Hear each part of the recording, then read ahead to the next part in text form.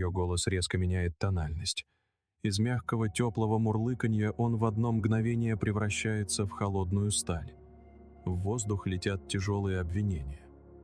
Ты пытаешься отвечать логикой, приводишь разумные факты и сухие цифры, но твои слова бесследно тонут в бурном потоке чужих эмоций, словно камни в вязком болоте. Ты чувствуешь, как учащается пульс. По правде говоря, ты уже проиграл, просто пока этого не понял. Давайте сразу снимем розовые очки.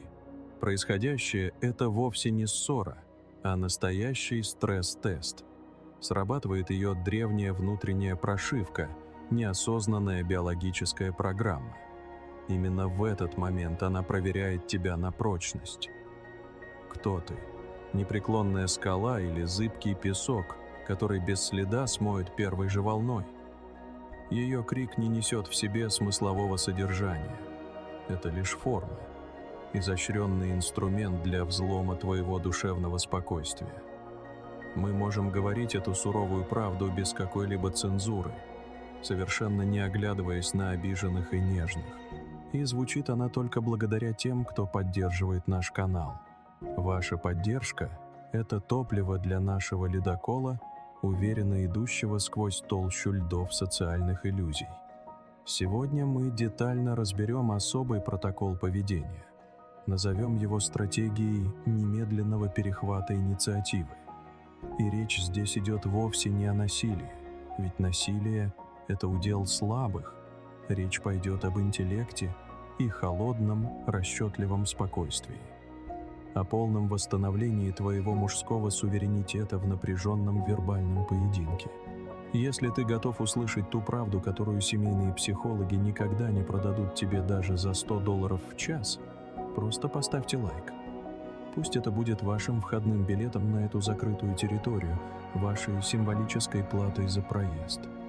Будем честны, ты проигрываешь этот поединок еще до его фактического начала. Ты выходишь на ринг по ее правилам, оказываясь с голыми руками против до зубов вооруженного бойца. Твоя главная уязвимость кроется вовсе не в изъянах логики, а в том призрачном фантоме, что прочно засел в твоей голове. Это фантом хорошего мальчика. Этот внутренний мальчик отчаянно жаждет одобрения. Он всем существом хочет, чтобы его ласково погладили по голове и сказали: «Ты молодец, ты все делаешь абсолютно правильно». Этот мальчик – твой самый страшный внутренний предатель. И женщина на уровне инстинктов знает, как ловко дергать за его ниточки. Твоя первая и самая фатальная ошибка заключается в святой вере в диалог в самый момент атаки. Ты пытаешься апеллировать к здравому смыслу, выстраиваешь сложные причинно-следственные связи, приводишь веские аргументы, а она в ответ просто кричит. И чем больше слов ты произносишь, тем громче становится ее крик. Знакомая картина, не правда ли? Ты не понимаешь лишь одного. В эти секунды ты говоришь не с живым человеком. Ты говоришь с глухой стеной. Ее мозг находится в специфическом состоянии, которое в ученой среде принято называть захватом миндалины. Это та самая древняя часть мозга, что отвечает за базовые инстинкты выживания. Бей или беги. Твои слова для нее в этот момент превращаются в обычный шум, в бессмысленный белый шум на фоне бушующего пожара. Пытаться достучаться до ее логики прямо сейчас — это все равно, что вдумчиво читать лекцию по квантовой физике в эпицентре разрушительного землетрясения. Это абсолютно бесполезно и даже глупо. Знаю, звучит весьма цинично. Наверняка сейчас в твоей голове подает голос безнадежный романтик, твердящий: но ведь людям нужно разговаривать, нужно сообща решать возникающие проблемы. Безусловно, нужно, но только не в самый разгар шторма. Сначала ты должен переждать бурю в надежном укрытии или же сам стать той неприступной скалой, о которую вдребезги разбиваются волны. И только потом, когда вода окончательно успокоится, можно начинать искать истинную причину этого шторма. Твоя отчаянная попытка вести конструктивный диалог под градом хлестких обвинений – это не решение проблемы, а прямая подпитка ее агрессии. Ты сам даешь ей энергию для продолжения массированной атаки, и твоя наивная вера в силу слова – это лишь первое, самое очевидное из твоих уязвимостей. Существует оружие куда более страшное. Настоящее биологическое, химическое оружие, против которого твоя хваленая логика абсолютно бессильна. И это оружие – ее слезы. Давайте снова снимем розовые очки. Сейчас мы говорим вовсе не о слезах настоящего, неподдельного горя. Мы говорим о слезах как о выверенном инструменте ведения вербального боя. Твоя вторая фундаментальная ошибка – это твой первобытный животный страх перед женскими слезами. Тебя с самого раннего детства упорно учили. Девочек обижать ни в коем случае нельзя. Если женщина плачет, значит, виноват именно ты. Значит, ты обязан немедленно ее утешить, принести извинения и покорно сдаться. Эта установка прошита в твоей голове как нерушимый базовый код, и она прекрасно об этом знает.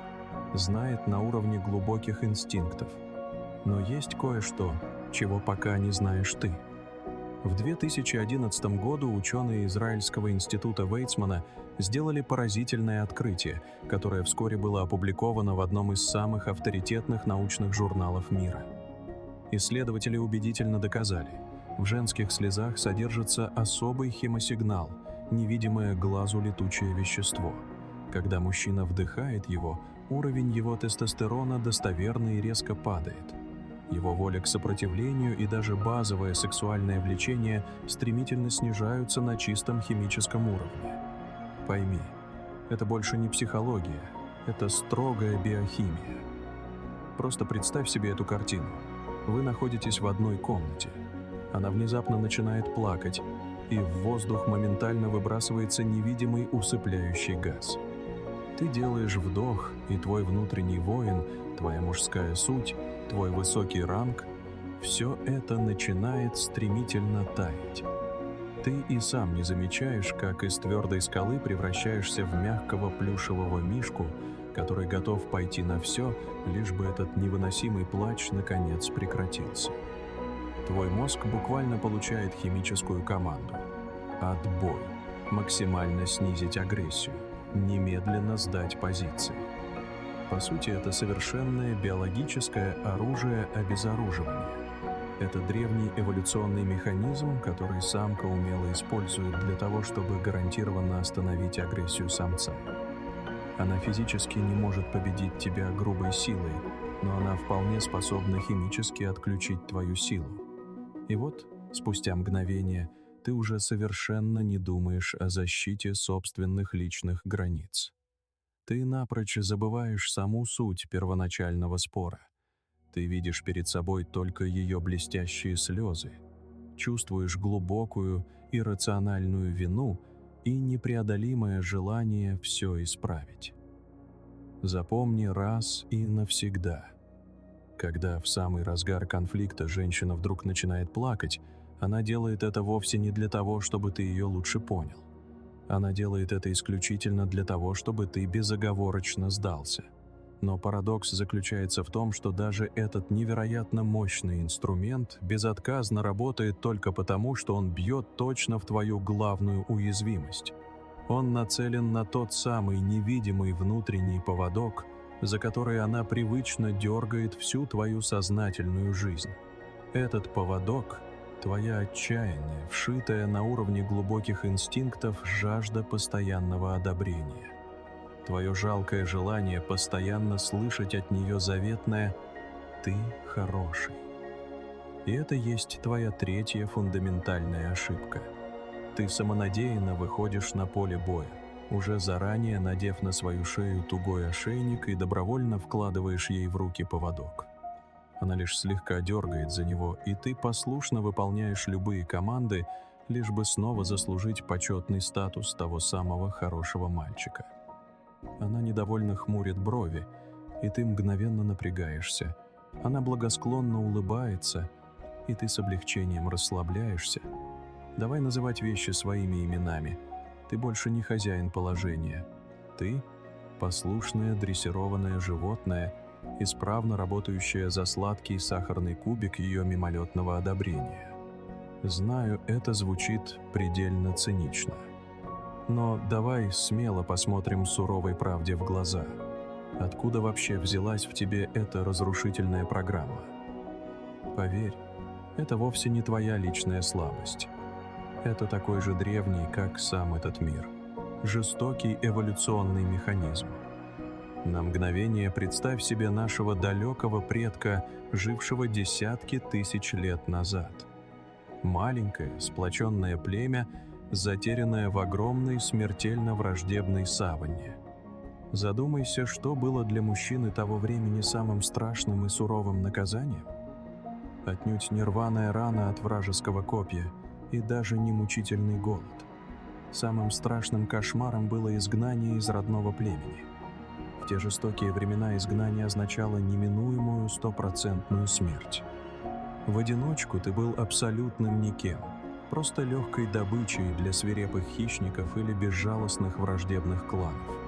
Именно поэтому быть хорошим, быть полностью принятым и нужным своему племени – это была далеко не блажь и не прихоть. Это была твоя базовая программа физического выживания, намертво вшитая в самую глубину твоего первобытного мозга. Любое неодобрение вожака или малейшее отвержение со стороны соплеменников моментально вызывало панический животный ужас, ведь этот липкий страх был прямым синонимом неминуемой и скорой гибели.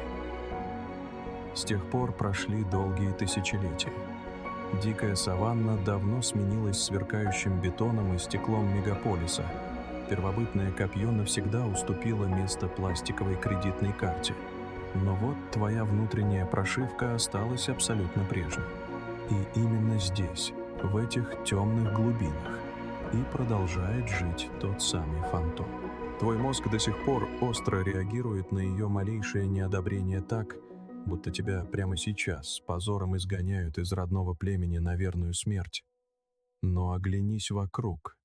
Это не дикое племя. Это твой собственный дом. Это твоя законная территория. А это нелепая, врожденная зависимость от чужого одобрения раз за разом превращает тебя из полноправного хозяина положения в забитого, насмерть перепуганного арендатора. Ты всерьез боишься, что тебя жестоко выселят за плохое поведение из твоей же собственной неприступной крепости. Поэтому твоя первая и самая главная стратегическая задача – не переспорить ее в горячке конфликта, не доказать ей с пеной у рта свою правоту. Твоя истинная задача – безжалостно убить в себе того самого хорошего мальчика, который до дрожи в коленях боится одного лишь ее недовольного взгляда. Ты обязан навсегда разорвать эту порочную нейронную связь в своей голове. Разрубить больную связь между ее переменчивым настроением и твоим фундаментальным правом на существование. Отныне ее недовольство и неодобрение больше не должны вызывать у тебя тот самый панический животный ужас. В худшем случае они должны вызывать лишь холодное, отстраненное любопытство ученого-энтомолога, наблюдающего за суетливым насекомым. Это и есть твоя самая главная жизненная битва. И происходит она вовсе не с ней во время банальной ссоры на кухне, она ежесекундно происходит с тем древним, въедливым фантомом в твоей собственной голове. И до тех пор, пока ты не выйдешь из этой битвы безоговорочным победителем, ты так и будешь с позором проигрывать каждый новый спор, даже не успев его толком начать. Ты будешь раз за разом безвольно сдаваться под мощным натиском женских слез, жалко оправдываться в ответ на пронзительный крик и маниакально искать ее теплого одобрения, словно отчаявшийся наркоман, ищущий свою спасительную дозу. Итак, мы детально диагностировали все твои базовые уязвимости, твою наивную веру в силу логики во время бушующего шторма, твой первобытный страх перед ее изощренным биологическим оружием и твой крепко натянутый поводок жажды одобрения. Теперь настало время перейти к боевому арсеналу. Начнем с глухой обороны. Твоя главная задача на первом критическом этапе – не нападать и даже не победить. Твоя задача – просто не пропустить сокрушительный удар, навсегда перестать быть безмолвной боксерской грушей, которая покорно впитывает в себя всю чужую слепую ярость. Ты должен мгновенно стать монолитной стеной из холодного серого гранита, абсолютно непробиваемой, совершенно безэмоциональной. И только тогда ее яростная атака неминуемо захлебнется, так и не найдя ожидаемого отклика. Давай разберем один классический выверенный удар. Пожалуй, один из самых болезненных для любого нормального мужчины, который честно обеспечивает свою семью. Это прямое обвинение в банальной жадности. Наш первый защитный инструмент в богатом арсенале стратега условно называется «щит аудитора». Итак, представь ситуацию. Прямо в твою сторону на огромной скорости летит тяжелое обвинение. Звучат слова: «Ты жадный, ты на мне постоянно экономишь, ты думаешь только о своих деньгах». Твой старый заученный сценарий диктует тебе немедленно начать оправдываться, судорожно вспоминать все то, что ты ей когда-то купил, с пеной у рта доказывать, что ты совершенно не такой. Запомни, это прямой путь в никуда. Поступая так, ты уже заранее проиграл, потому что добровольно принял ее навязанные правила игры и покорно встал в слабую позицию обвиняемого. Твой новый, усовершенствованный протокол поведения – это абсолютное, ледяное спокойствие. В ответ на все эти крики ты не произносишь больше ни единого слова. Ты молча достаешь телефон и открываешь банковское приложение. Затем без лишних эмоций спокойным голосом диктора новостей зачитываешь факты. За прошлый месяц на твой комфорт, включая эту квартиру, еду, одежду и развлечения, ушло столько-то тысяч. Давай вместе посмотрим, какой из этих пунктов ты считаешь ничем, или на чем именно я сэкономил. Что происходит в этот момент? Эмоция, которая отчаянно ищет ответную эмоцию, натыкается на ледяную стену цифр. Она готовилась к драке, а ты предложил ей бухгалтерский отчет. Ее программа дает сбой. Мозг, привыкший работать в режиме «чувствую», вынужден переключиться в режим «думаю». А в этом состоянии она гораздо слабее. Потому что против фактов нет аргументов. Есть только сами факты. Ты переводишь ее из стихии воды, где она чувствует себя как рыба, на сушу, где правила устанавливаешь ты. Вспомни, тебе 25 лет, и ты тратишь последние деньги на то самое платье, которое сидело на ней так, будто законы гравитации временно отменили. Ты счастлив видеть ее восторг. Ты чувствуешь себя героем. А теперь тебе 45. Ты обеспечиваешь всю систему ее жизни, но слышишь в ответ: «Ты жадный». Звучит цинично, я знаю. Однако в 20 лет это стало бы поводом для настоящей трагедии. А в 40 с плюсом это лишь повод для аудита. И это вовсе не цинизм, это взросление. Это первый шаг к суверенитету.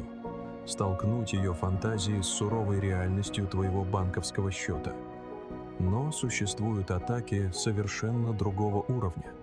Это удары, которые бьют не по кошельку, они бьют по твоему эго, по твоему внутреннему стержню. Это происходит, когда она переходит от цифр к личности, когда в ход идут фразы убийцы. «Ты плохой отец», «Ты меня никогда не любил», «Ты бесчувственный, как камень». Твой первый инстинкт в такой ситуации – защищаться, что-то доказывать, приводить примеры, вспоминать все то хорошее, что ты для нее делал. И это ошибка, фатальная ошибка. Поступая так, ты снова втягиваешься в ее игру, в ее реальность, где она выступает в роли жертвы, а ты становишься тираном. Ее крик – это приглашение на ее личную территорию. Приняв этот вызов, ты уже проиграл, потому что на территории эмоций логика абсолютно не работает. Она там чужак. Здесь требуется совершенно иной инструмент. Инструмент номер 2 – зеркальная пустота. Введение в этот протокол предельно простое. Когда начинается личная атака, ты замолкаешь. Замолкаешь полностью. Но давайте будем честны. Это вовсе не молчание обиженного мальчика, который надул губы и отвернулся к стене. Это не пассивная агрессия. Это глубокое молчание наблюдателя. Молчание энтомолога, который с холодным, отстраненным интересом смотрит на яростные конвульсии редкой бабочки под стеклом. Ты просто откидываешься на спинку кресла, твои руки спокойно и расслабленно лежат на подлокотниках. Ты смотришь на нее. Не со злобой, не с презрением, а с легким, почти научным любопытством. Пойми саму механику процесса. Ее агрессия — это тяжелый мяч, который она с силой бросает в стену. Она ждет, что он обязательно отскочит. Твой ответный крик, твои попытки оправдаться — это и есть тот самый отскок. Энергия возвращается к ней, и она бьет снова, с еще большей силой. В эту игру вы можете играть часами, пока оба окончательно не выдохнетесь. Ведь это ее любимый вид спорта. Твое же молчание — это абсолютная пустота. Она кидает свой мяч, а стены просто нет. Мяч улетает в никуда. Нет отскока, нет эмоциональной подпитки, нет энергии для следующего сокрушительного удара. Ее гневный монолог тяжело повисает в тишине. Ее ярость, не находя отражения в тебе, начинает отравлять ее саму. Она остается один на один со своим собственным штормом. Огонь, в который не подбрасывают дров, неизбежно гаснет. Это простая физика. Да, она может попытаться усилить натиск, назвать тебя бесчувственным истуканом. Но это лишь агония ее старой программы. Она искренне не понимает, почему привычная игра внезапно сломалась, однако у нее нет бесконечного запаса энергии. Пройдет 10 минут, может быть 15, и шторм неизбежно начнет стихать. Ее голос станет тише, плечи устало опустятся, наступит эмоциональное истощение. И вот именно в этот момент, в момент долгожданной наступившей тишины, ты немного наклоняешься вперед, смотришь ей прямо в глаза, абсолютно спокойно, без малейшей тени триумфа, и задаешь всего один вопрос. Вопрос, произнесенный ровным и тихим голосом. «Ты закончила? Теперь я могу говорить?» Одной этой фразой ты делаешь сразу 3 важные вещи. Первое. Ты констатируешь тот факт, что ее речь была именно сольным выступлением, театральным монологом, а никак не диалогом. Второе. Ты ясно показываешь, что совершенно не был вовлечен в процесс, а лишь невозмутимо наблюдал за происходящим со стороны. И третье, самое главное, ты возвращаешь себе право голоса. Ты не отвоевываешь его в истеричном крике, а просто берешь, потому что теперь оно принадлежит тебе по праву. Ты не победил в споре, ты хладнокровно отменил сам спор. И эта позиция несоизмеримо большей силы. Однако существует черта, за которую ей заходить категорически нельзя. И там не сработает даже тактика зеркальной пустоты. У каждого мужчины есть свой флаг, своя неприступная цитадель. Это не просто физический дом или квартира, это священная территория твоего духа. На этой территории хранятся святыни, вещи, которые ни при каких обстоятельствах не подлежат обсуждению, осмеянию или атаке. Это твои фундаментальные принципы, твое главное дело, в которое ты вкладываешь всю свою жизнь. Это твои родители, подарившие тебе эту самую жизнь. Это абсолютная красная черта. И если она осмеливается пересечь ее, любой дальнейший диалог и любая стратегия молчания мгновенно теряют всякий смысл. Здесь вступает в силу третий инструмент, самый жесткий и самый действенный – протокол эвакуации. Звучит сурово, я знаю. Но эта история не про жестокость. Это история про экстренную хирургию. Когда ткань безвозвратно поражена гангреной, ее не пытаются уговаривать. Ее безжалостно отсекают, чтобы спасти весь остальной организм. Когда она атакует твой внутренний стержень, она объявляет войну не тебе, как своему партнеру. Она объявляет полномасштабную войну твоему личному суверенитету. И твой ответ на это должен быть абсолютно неэмоциональным. Он должен быть тотальным и безусловным. Сам протокол предельно прост в физическом исполнении, но невероятно сложен внутренне. Ты не произносишь больше ни единого слова. Ты не хлопаешь громко дверью, как обиженный на весь мир подросток. Ты не кричишь в ответ. Ты просто молча и очень спокойно встаешь. Без малейшей суеты находишь ключи от машины или квартиры, методично и не спеша обуваешься, берешь свою куртку и уходишь. Твое движение должно быть похоже на величественное движение ледокола. Оно медленное, абсолютно неотвратимое и лишенное всякой суеты. Пойми, ты не убегаешь. Ты целенаправленно покидаешь токсичную зону. Так уходит строгий инспектор с объекта, где грубо нарушены все мыслимые нормы безопасности. Так уходит от операционного стола хирург, осознав, что дальнейшая операция бессмысленна и пациенту уже ничем не помочь. Твое ледяное спокойствие – вот твое самое главное оружие в этот критический момент. Давайте посмотрим правде в глаза и поймем, что же происходит на уровне базовых инстинктов. Ты лишаешь ее самого главного, самого ценного ресурса – твоего физического присутствия. Ее агрессия и ее яд жизненно требуют мишени, а ты эту мишень хладнокровно убираешь. Ты физически на уровне геометрии пространства показываешь ей жесткую границу.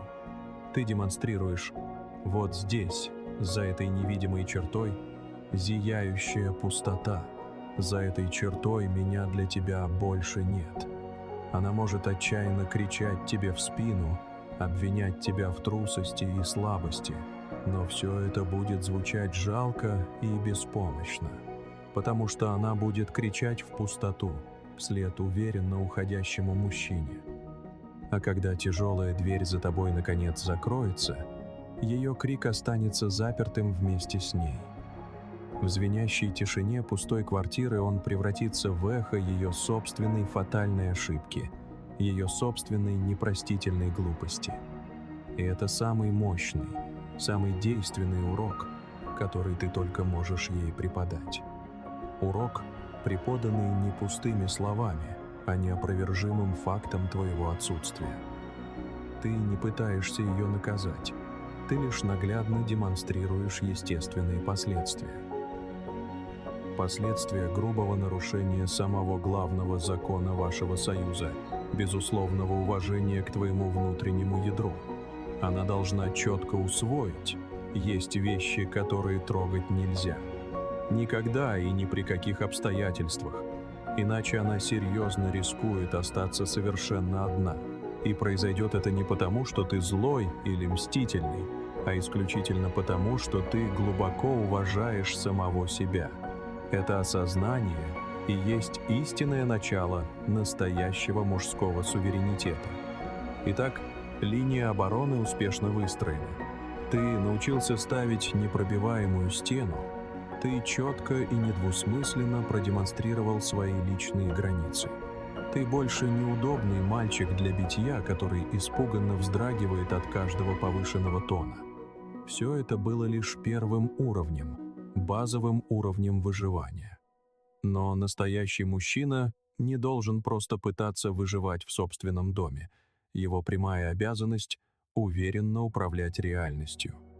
Именно поэтому мы переходим на следующий, второй уровень.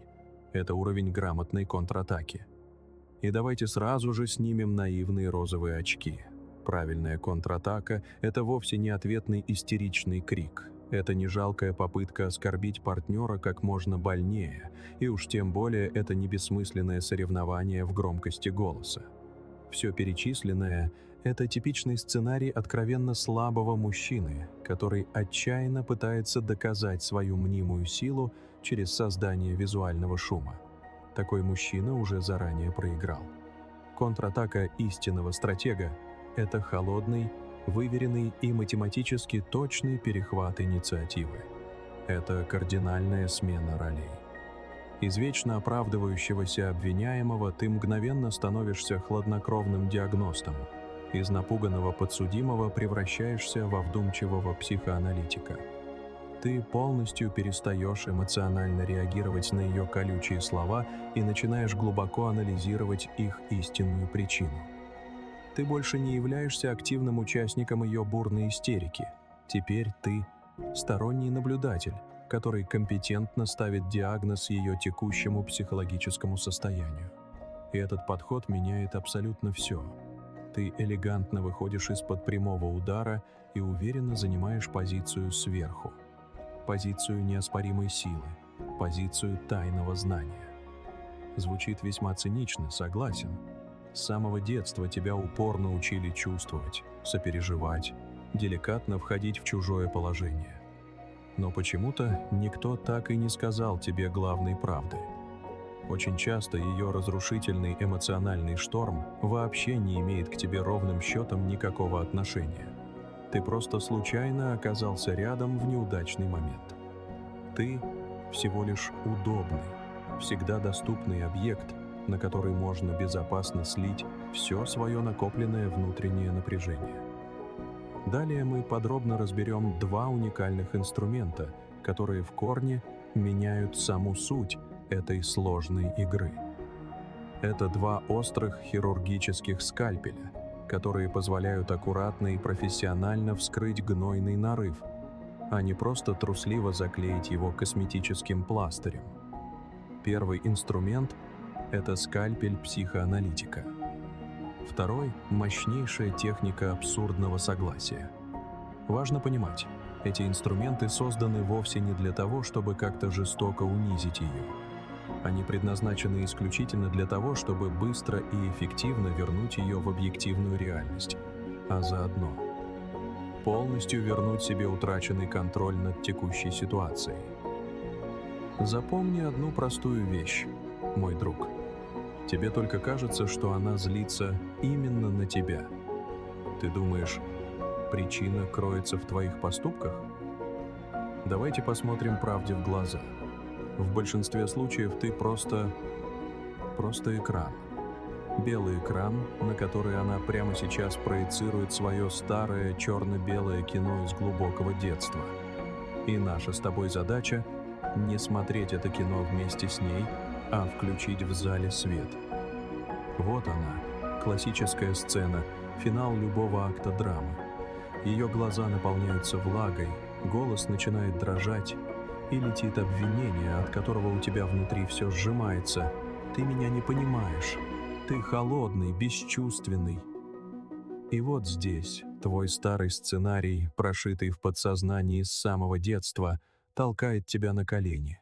Ты начинаешь оправдываться, утешать, извиняться за то, чего не совершал. Включается тот самый хороший мальчик, который панически боится женских слез. Он готов пойти на все, лишь бы прекратить этот спектакль, лишь бы снова получить одобрение, услышать заветное «Ты хороший». И в этот момент ты проигрываешь. Снова. Но теперь ты больше не хороший мальчик. Теперь ты хирург, и у тебя в руках скальпель психоаналитика. Ты смотришь на нее не с жалостью, а с глубоким сочувствием диагноста. Ты даешь ей возможность выпустить первую волну эмоций. И когда возникает крошечная пауза, чтобы набрать воздуха для новой тирады, ты спокойно, ровным голосом, без единой капли агрессии произносишь формулу. То, что ты сейчас чувствуешь, это не про меня. Этот холод, это гнетущее ощущение, что тебя не понимают, это твоя старая боль. Это твой глубокий детский страх быть отвергнутой значимой фигурой. Вероятно, отцом. И ты проецируешь этот внутренний голод на меня. Я готов выслушать тебя и помочь, когда ты успокоишься. Но я не твой отец. Я не могу заполнить ту пустоту, которая образовалась в твоей душе 20 лет назад. Повисает тишина. Звучит жестко, я знаю. Но что ты только что сделал? Ты применил главный инструмент психоанализа. Ты назвал явление своим именем – психологическая проекция. Ты перестал быть тем самым экраном, на который крутят чужое кино. Ты включил свет в зале и твердо сказал: «Это не реальность, это лишь фильм о прошлом». И это не выдумка. Это базовый защитный механизм психики, описанный еще дочерью Фрейда, когда человек приписывает другому свои собственные неприемлемые чувства и застарелые травмы. В этот самый момент происходит настоящий тектонический сдвиг. Ты перестаешь быть обвиняемым, ты становишься врачом. Ты больше не защищаешься, ты ставишь диагноз. Ты вырос из жалкой роли мальчика для битья, перейдя в роль наставника, который видит ситуацию насквозь. Ты больше не играешь в ее игру, виновный и обиженный. Теперь ты предлагаешь свою игру, здоровый и травмированный. Какой будет ее реакция? Шок, ступор, возможно, даже новая волна гнева. Но этот гнев уже будет бессильным, потому что ты точно попал в цель. Она может отчаянно кричать, что все это бред, но в глубине ее души механизм уже запущен. Ты показал ей зеркало, а не стал послушной частью ее иллюзии. Эмоциональная атака на тебя остановлена. Ты мастерски перевел фокус с обвинительных последствий в стиле «ты плохой» на истинную причину, на ее внутренние, нерешенные проблемы. Ты наглядно показал, что открыт к диалогу, но категорически не согласен на роль козла отпущения.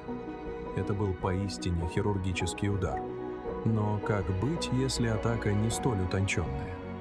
Что делать, когда на тебя вешают ярлык напрямую, бросают в лицо простое и грубое обвинение, словно ставят клеймо? Для таких случаев существует другой инструмент, куда более грубый, но от этого не менее изящный. Представь себе эту классическую сцену. Она смотрит на тебя, и в ее глазах уже ясно читается обвинительный вердикт. А затем звучит фраза. Простое, хлесткое и прямое обвинение. Ты эгоист. Ты думаешь только о себе. Что происходит внутри тебя в этот момент? Твой старый сценарий, вшитый десятилетиями социальной дрессировки, включается немедленно. Твой мозг начинает лихорадочно искать доказательства обратного. Ты вспоминаешь совместный отпуск, на который спустил все свои сбережения. Подарок, который тщательно искал неделями. То, как ты безропотно вставал по ночам к больному ребенку. Ты готовишься защищаться. Ты открываешь рот, чтобы начать эту бесконечную, изматывающую и унизительную тяжбу. Да как ты вообще можешь такое говорить? Я же для тебя все... Стоп. На этом моменте ты уже проиграл. В ту самую секунду, когда ты согласился играть в ее игру обвинения и оправдания, ты добровольно принял на себя роль подсудимого. А подсудимый всегда находится в заведомо слабой позиции. А теперь загружаем новый протокол. Инструмент номер 5. Техника абсурдного согласия. Да, она грубее скальпеля психоаналитика, но ее эффект подобен сокрушительному удару молнии. Когда она бросает тебе «ты эгоист», ты выдерживаешь паузу. Ты смотришь на нее не с детской обидой, а с серьезным, почти задумчивым выражением лица. И спокойно произносишь «ты абсолютно права». Снова пауза. Дай этой фразе тяжело повиснуть в воздухе. А затем все с тем же невозмутимым и серьезным выражением лица добавь: «Я чудовищный эгоист, и каждый божий день я неустанно работаю над тем, чтобы стать в этом еще совершеннее. Спасибо, что заметила мой прогресс». Что же произойдет дальше? Случится короткое замыкание. Ее программа, ее привычный внутренний сценарий, написанный специально для получения твоей предсказуемой реакции, моментально дает критический сбой. Она ждала бурного спора, нелепых оправданий, встречных ответных обвинений. Она заранее приготовила для этого целый арсенал бронебойных аргументов. Она с силой кинула в тебя мяч, ожидая, что ты его отобьешь, а ты просто поймал его, вежливо поблагодарил и спокойно положил в свой карман. Все, игра окончена. В науке это называется когнитивным диссонансом. Классическая психологическая теория Леона Фестингера.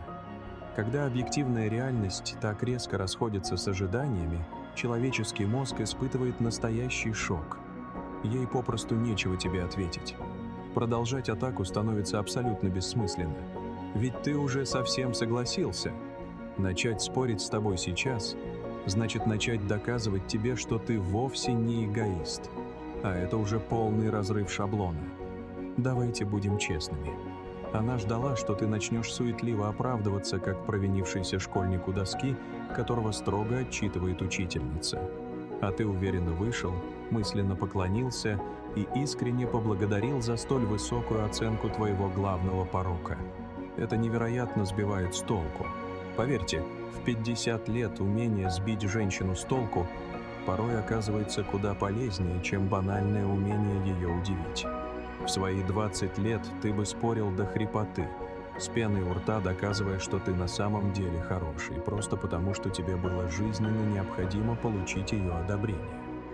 Но в 40 или 50 лет к тебе приходит ясное понимание. Твоя энергия — это твой самый ценный, невосполнимый ресурс. И бездумно тратить ее на бессмысленные бытовые споры значит вести себя к эмоциональному банкротству. Лучшая победа — это всегда та победа, которая была одержана без боя. Техника абсурдного согласия — это вовсе не дешевая клоунада, это уверенная демонстрация внутренней силы. Этим ты наглядно показываешь, что ее субъективное мнение о тебе, ее обидные ярлыки и резкие оценки больше не имеют над тобой абсолютно никакой власти. Ты не просто отказываешься играть в ее игру, ты объявляешь эту игру официально оконченной. Причем оконченной по твоим собственным правилам. Это далеко не просто хитрый тактический прием в банальной бытовой ссоре, это настоящий акт личного освобождения. Ты раз и навсегда перестаешь быть зависимым от ее одобрения или неодобрения, ты обретаешь свой непоколебимый суверенитет. Теперь она вольна думать о тебе все, что ей только заблагорассудится, но она больше не может использовать свои мысли как отравленное оружие против тебя. Ты успешно его обезвредил своим полным, безоговорочным и абсурдным согласием. Итак, ты выстоял. Ты мастерски применил весь арсенал холодного стратега, уверенно отразил эмоциональную атаку ментальным щитом аудитора, плавно погрузил ее кипящую агрессию в зеркальную пустоту и в самом конце изящно добил ее абсурдным согласием. Шторм утих. Сам воздух в комнате неуловимо изменился. Ушла та высокая, звенящая чистота женской истерики. Наступила глубокая тишина. И в этой вязкой тишине ты ясно видишь, как именно она теперь смотрит на тебя. Присмотрись внимательно. Это совершенно новый взгляд. Теперь она смотрит на тебя совсем по-другому. Не как на привычного мужа или любовника, а как настороженный разведчик, который внезапно наткнулся на непреодолимую линию обороны. В ее глазах сейчас нет былого тепла. Там читается лишь искреннее удивление, густо смешанное с холодным расчетом. Она мысленно прощупывает твою новую сияющую броню. Она отчаянно пытается понять, где же в ней скрыта уязвимая брешь. Но ее старые, проверенные годами ключи больше не подходят к твоим сложным замкам. Ее громкий крик, ее горькие слезы, ее жестокие обвинения — все это привычное оружие вдруг оказалось абсолютно бесполезным. Оно просто бесследно стекло по тебе, словно дождевая вода по монолитной гранитной скале. Ты думаешь, что это окончательная победа? Весьма наивно. Давайте снова будем честными. Это никакая не победа, это всего лишь временное перемирие. Очень хрупкое, зыбкое, словно тонкий лед в самом начале весны. Да, Ты блестяще выиграл тактическое сражение, но глобальная война за твой личный суверенитет еще далеко не окончена.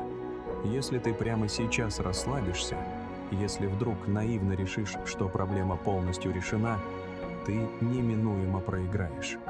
Просто потому, что через день или через неделю ее древняя женская прошивка неизбежно сделает откат к базовым заводским настройкам.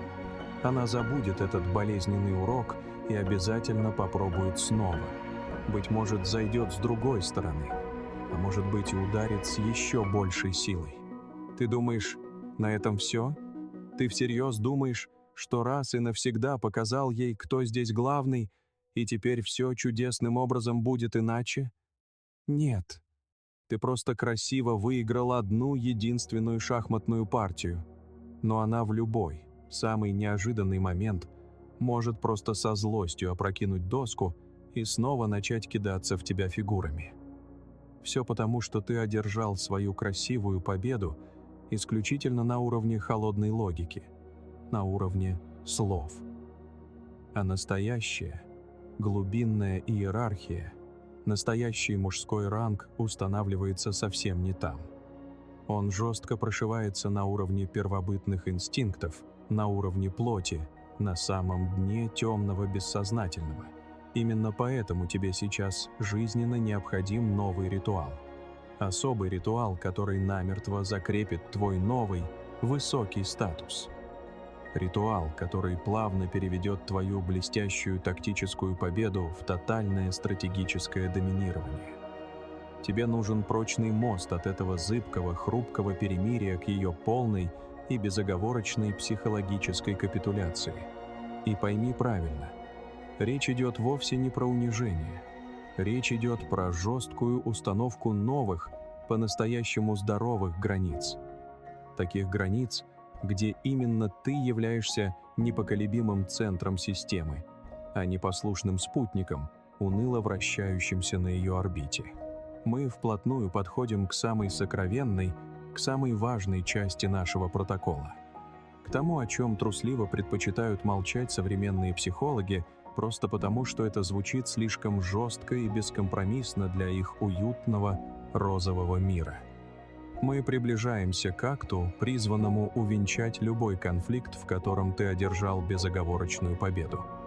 Это тот самый мост, который ты должен заставить ее перейти, чтобы затем навсегда сжечь его за ее спиной. Итак, шторм утих.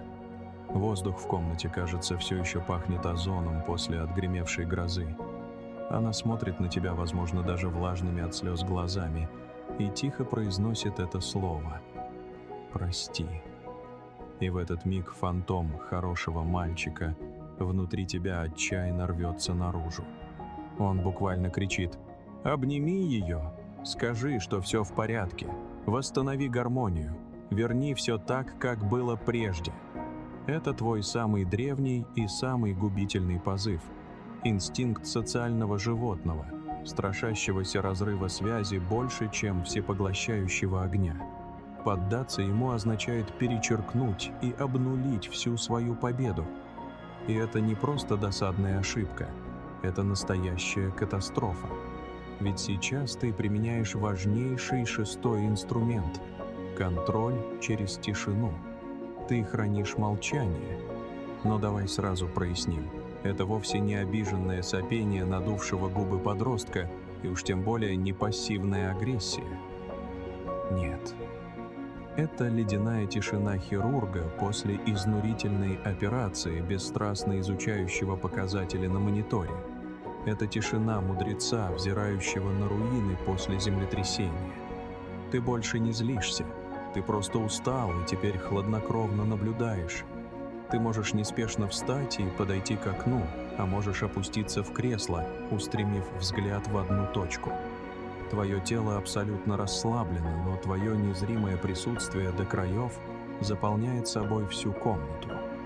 Она с замиранием сердца ждет от тебя реакции мгновенного прощения. Для нее это равносильно нажатию кнопки перезагрузки системы, желанию стереть все записи в журнале ошибок. Ее «прости» — это никакое не раскаяние, это лишь хитрый запрос на амнистию. Запрос на то, чтобы ты выморал из памяти ее недавний провал, ее неприкрытую агрессию и ее отчаянную попытку тебя уничтожить. Твое молчание — это твердый отказ в перезагрузке. Ты безжалостно заставляешь ее смотреть на экран с отчетом о критическом сбое. Ты помещаешь ее в глухой вакуум, сотканный из ее же собственной вины. И ей совершенно нечем его заполнить. Больше нет твоего ответного крика, от которого можно было бы как от щита отразить новую атаку. Нет твоих теплых объятий, в которых так легко растворить свою личную ответственность. Есть только она и гнетущее эхо ее собственных ядовитых слов, звенящее в оглушительной тишине. Это настоящая пытка для ее психики. И одновременно самое лучшее, самое горькое лекарство. Будем предельно откровенны. Это чистая биохимия. В разгар конфликта ее организм, ровно как и твой, был до краев затоплен кортизолом, гормоном стресса. Теперь же, когда ее атака бесславно захлебнулась, ее нервная система судорожно требует спасительную дозу окситоцина, гормона привязанности и покоя. Твои объятия для нее – это самый быстрый и легкий способ получить этот желанный укол. Еще совсем недавно ты был ее личным бесплатным дилером окситоцина. Чуть что, ты тут же спешил на помощь с новой дозой объятий, лишь бы поскорее снять ее душевный дискомфорт. Ты привычно брался решать ее проблему. Но новый ты прекрасно понимает. Отныне это не твоя забота, это исключительно ее проблема. Ее организм обязан самостоятельно научиться выбираться из этого кортизолового ада. Он должен сам проложить мучительный путь к утраченному равновесию. Она просто обязана сполна прочувствовать все тяжелые последствия того эмоционального отравления, которое сама же и устроила. Это ее личная работа, а не твоя. Это многозначительная пауза. Эта звенящая эмоциональная тишина может продлиться 10 минут, а может растянуться и на целый час. Ты сам интуитивно почувствуешь, когда будет достаточно. Это вовсе не жестокое наказание, это необходимая калибровка. Это то самое время, за которое она на уровне физиологических реакций, на уровне мелкой дрожи в руках должна осознать непреложную истину. Ее слова, ее бездумные действия имеют свою суровую цену. И эта цена – временная потеря твоего душевного тепла, твоего надежного союза, твоего внутреннего мира. Она должна всем своим существом захотеть вернуться в твой мир, должна доказать, что заслужила это возвращение. И лишь тогда, когда ты прочтешь в ее глазах не просто мимолетное сожаление, а глубокое, искреннее понимание, когда исцеляющая тишина полностью выполнит свою работу и щедро подготовит почву, только тогда ты будешь готов перейти к последнему кульминационному акту, к тому самому ритуалу, который забетонирует твою власть не на какой-то жалкий час, а навсегда, к действию, которое превратит ее уста из отравленного источника в покорный инструмент признания. Она смотрит на тебя. В ее покорном взгляде больше не полыхает огонь войны. Там царят лишь звенящая тишина, полное опустошение и немой вопрос. Вопрос, на который у нее самой нет ответа. Что же будет теперь? Но ответ знаешь ты. Ты плавно нарушаешь затянувшееся молчание, твой голос звучит ровно и спокойно. Это непререкаемый тон хирурга, бесстрастно констатирующего окончательный итог проведенной операции. Ты хотела воевать, и ты проиграла. Твоя излюбленная тактика больше не сработала. Твои бурные эмоции, твой срывающийся крик, твои горькие слезы – все это привычное оружие оказалось абсолютно бесполезным против непоколебимого спокойствия и голой правды. Ты отчаянно пыталась разрушить мой мир. Ты пробила зияющую брешь в нашем союзе, а теперь жаждешь вернуться обратно. Но вернуться на старых, удобных для тебя условиях больше не получится. Тот мягкий мужчина, который готов был прощать все на свете ради одной лишь минуты иллюзорного покоя, навсегда умер в этом бою. И ты сама своими собственными руками убила его. Ты делаешь выверенную паузу, позволяешь этим тяжелым словам впитаться в стены комнаты, проникнуть глубоко в ее сознание. Любые слова извинений сейчас не стоят ровным счетом ничего. Это простое сотрясание воздуха. Мне больше не нужны твои пустые слова. Мне нужно весомое доказательство. Неоспоримое доказательство того, что отныне ты принимаешь новый порядок, что ты безоговорочно признаешь мой суверенитет. И признаешь его не только на уровне логики и ума, но на уровне плоти, на уровне самых первобытных инстинктов. Именно здесь ты уверенно ступаешь на совершенно иную территорию. Это самый важный, переломный момент. Ты больше ни о чем не просишь и ничего не предлагаешь на выбор. Ты жестко формулируешь безоговорочные условия капитуляции. Ты говоришь ей встать. Ты не приказываешь грубо, не срываешься на крик, а произносишь это так, будто ее подъем – это единственно возможный, логичный и неизбежный следующий шаг. И когда она, растерянная и полностью обезоруженная, покорно стоит перед тобой, ты пронзаешь ее взглядом прямо в глаза и произносишь ключевую поворотную фразу. Твой рот был источником смертельного яда. Он безжалостно извергал беспочвенные обвинения и грязную ложь. Он отчаянно пытался отравить мою волю. Теперь же он должен стать покорным инструментом исцеления, инструментом твоего полного признания. Пойми, это вовсе не банальная прелюдия к сексу. Звучит весьма жестко, я знаю. Но это акт глубочайшей первобытной психологии абсолютной власти. Это символическая и тотальная аннигиляция всей ее недавней агрессии. Ты не станешь нежно целовать ее в те самые губы, которые еще час назад изрыгали в твой адрес страшные проклятия. Нет, ты требуешь полного и безоговорочного акта абсолютного подчинения. Ты прямо говоришь ей: «Покажи мне, что ты принимаешь меня целиком и полностью, мою несгибаемую волю, мою власть, мою абсолютную правоту в этом завершившемся конфликте.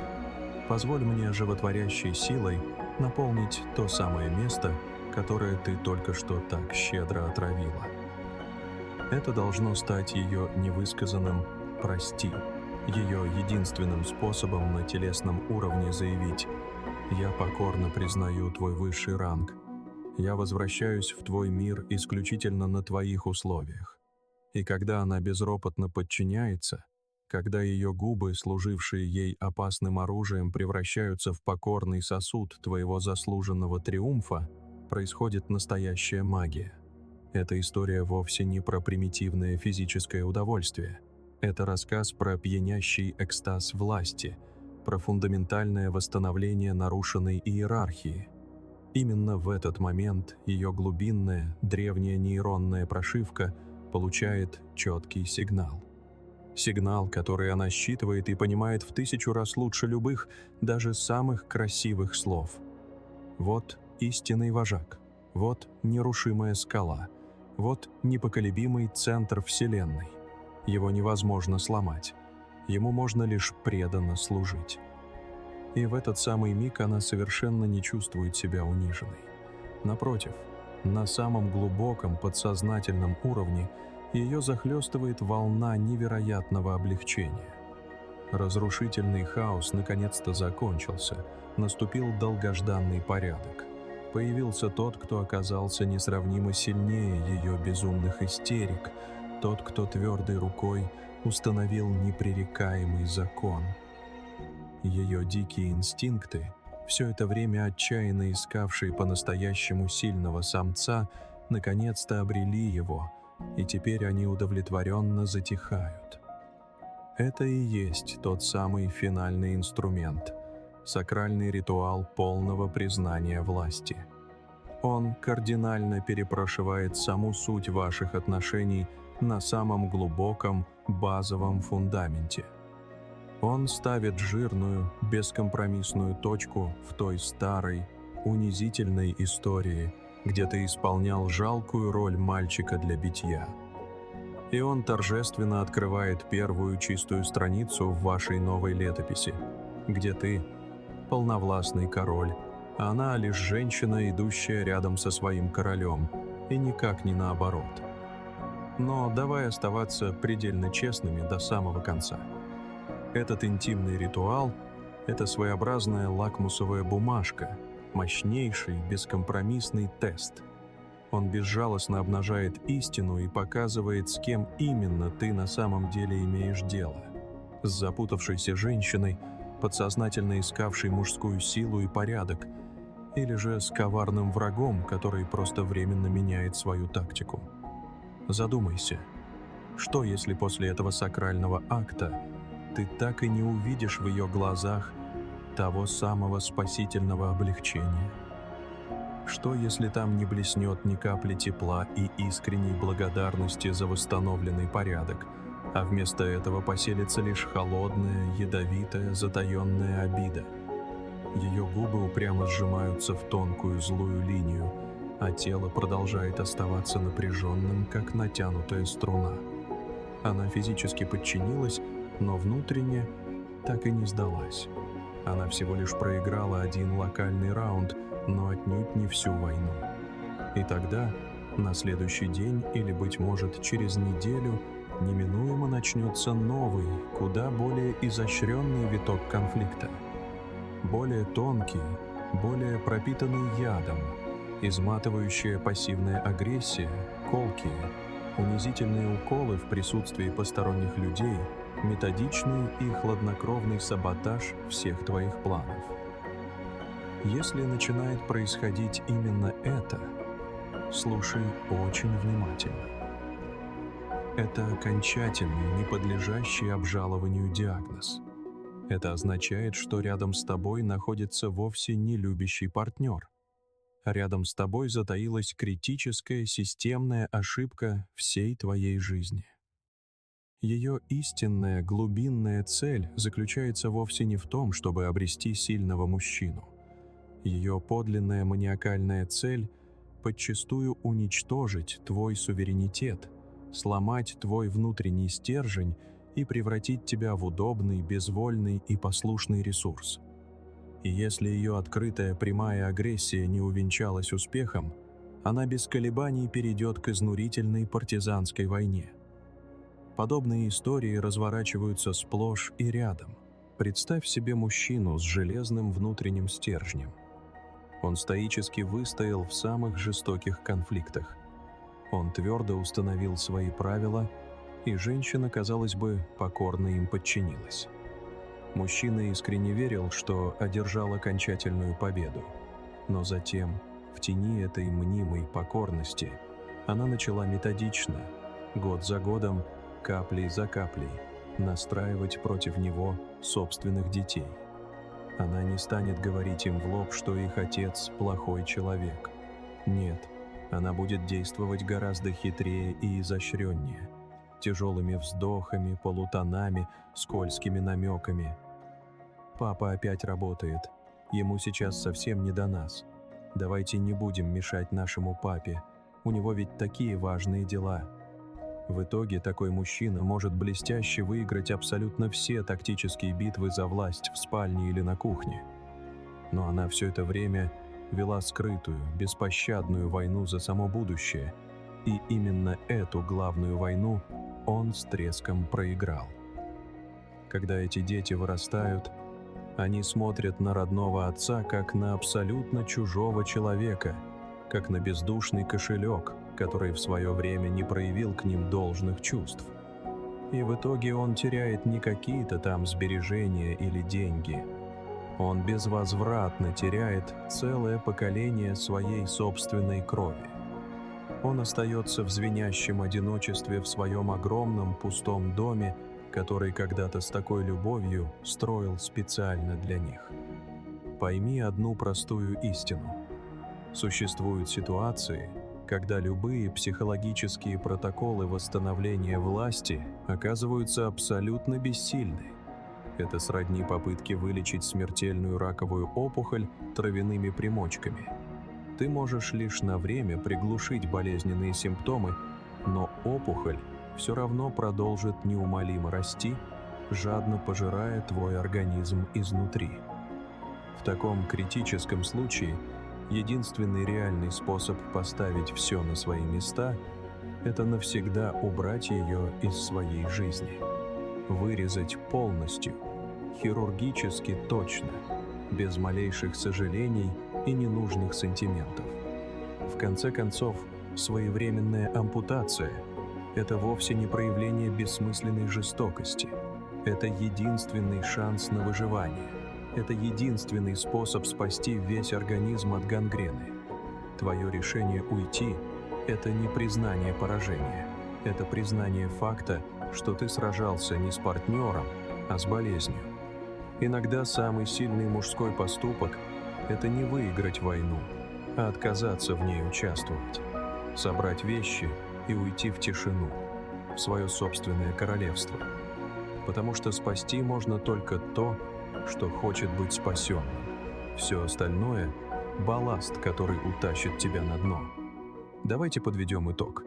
Разобраны все инструменты, от глухой обороны до интеллектуальной контратаки. Но нужно понимать главное. Ее вербальная атака – это не ссора, это стресс-тест. Это древний как мир биологический экзамен, который женская природа устраивает мужчине. Она бессознательно проверяет твой ранг, твою устойчивость, твою способность держать удар.